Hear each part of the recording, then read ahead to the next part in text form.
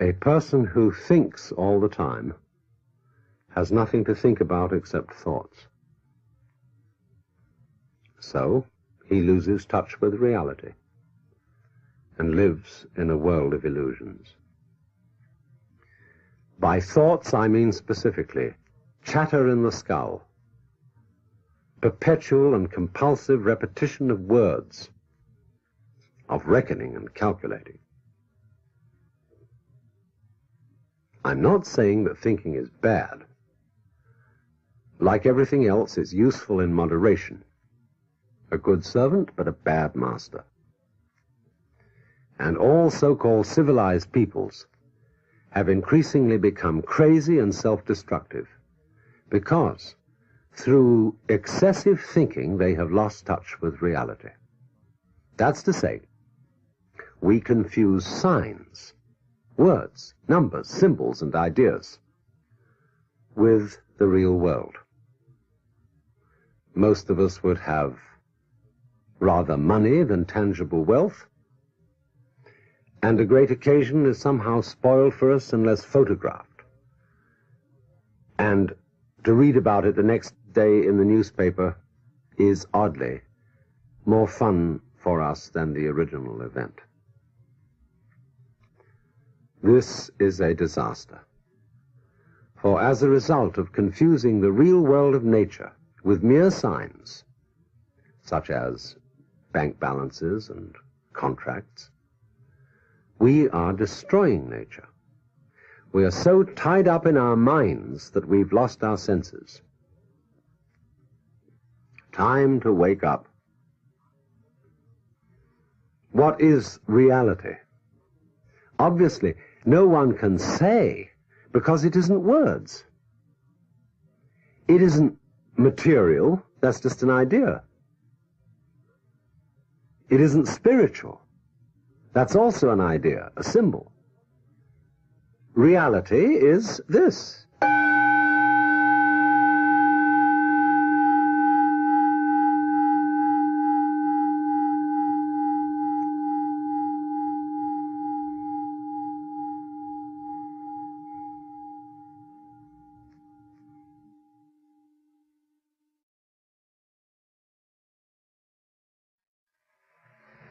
Realize that anybody whom you consider in matters spiritual, psychological, and so on, as an authority,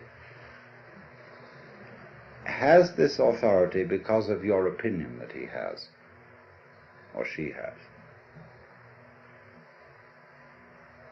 How do you know?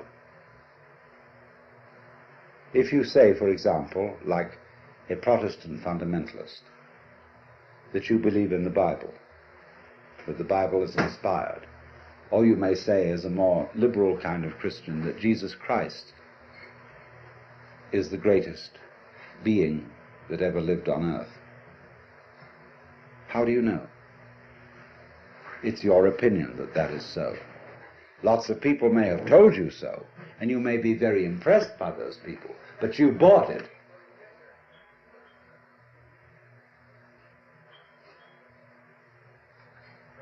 And so, therefore, if you say, well, I would like to become like that, that's an expression of the way you are. You couldn't feel, I would like to become like that, like the authority, like the Christ, except as an expression of the way you are now. And the way you are now is the quaking mess. And therefore, your emulation, your desire, your idealism to become like Christ is merely one of the appetites of your quaking mess. It's an expression of you as you are. And don't fool yourselves. I'm not trying to put you down by talking about the quaking mess. The quaking mess may be in fact something very, very natural. The way we are, the state of affairs. And we shouldn't be ashamed of it. I'm not ashamed of it. I've told you of it frankly.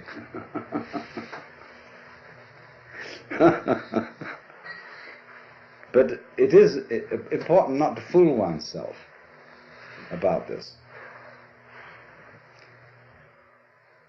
But there doesn't there, seem to remain a problem about existence, about being alive. Now let's go into what is that problem at the sort of nitty-gritty level.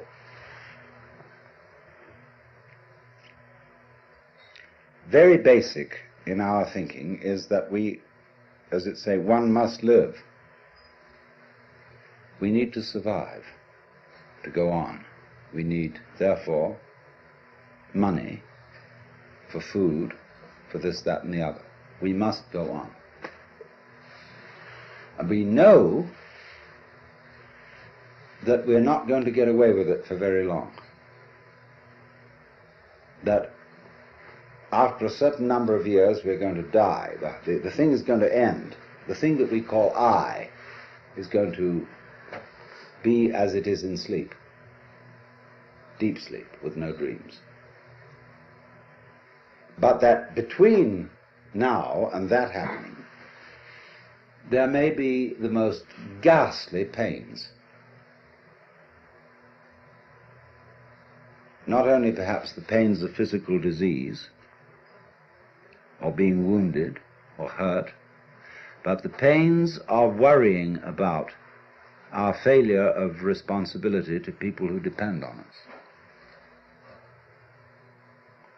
And we suffer other people's suffering simply because we're sensitive and have imagination and participate in their sufferings, and our adrenaline and our chemicals respond simply by imagination to the sufferings of other people. And what about that?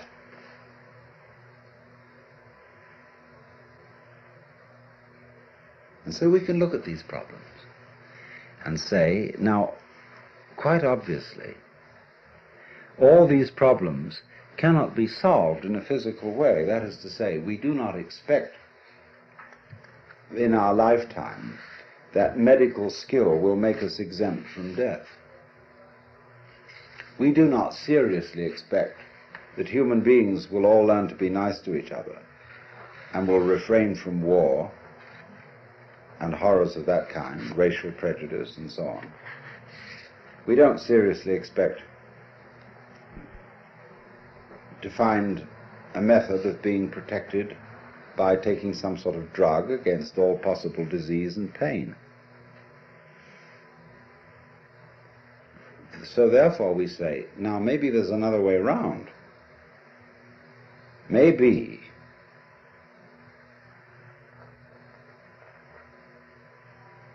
that instead of solving these problems at the technical level, we could solve them at the psychological and spiritual level by so disciplining ourselves, by so doing something with ourselves, that we wouldn't be afraid of it anymore.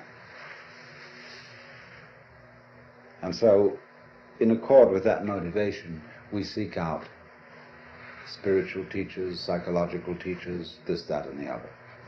Could we somehow be made over so that we don't worry about the quaking mass by a spiritual discipline or whatever?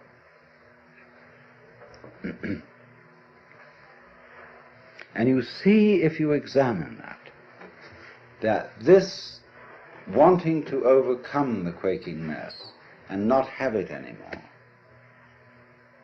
that precisely is the quaking mass.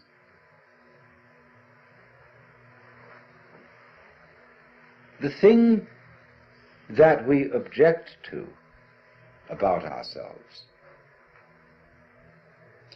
is precisely what we do about overcoming it. In other words, the activity that we employ in overcoming it is the mess that we object to. Do you see that? And it's very important to realize that.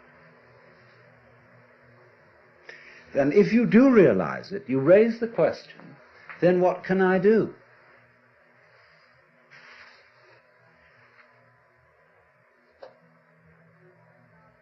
What can I do to transform the quaking mass into the state of mind of the true mystic? Well, if you are the quaking mass, there is obviously nothing you can do to transform yourself into the state of mind which you idealize as that of being the true mystic, the Christ, the saint, or whatever. So you realize that everything is phony, that all your ideals are simply manifestations of the quaking mess, trying to get away from itself. And that you are put in the position of, it is absolutely necessary for me to be different from the way I am, but there's absolutely nothing I can do about it, because being the way I am, I cannot be different from that.